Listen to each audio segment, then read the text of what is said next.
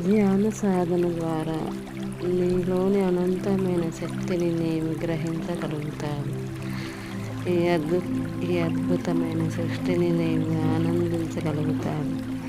నీలో ఉన్న శక్తితో నీకు కావలసిన దానిని సృష్టి చేయగలుగుతావు. అనంతమైన శక్తి నీలోనే ఉన్నదని గ్రహిస్తావు. అద్భుతంగా, ఆనందంగా, నిరంతరంగా అలా ప్రవహిస్తూనే ఉంటావు.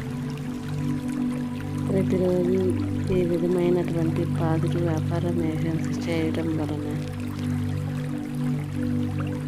పాజిటివ్ వైబ్రేషన్స్తో మన దినచర్యను కలిగి ఉండవచ్చు. ఓం శాంతి శాంతి శాంతి.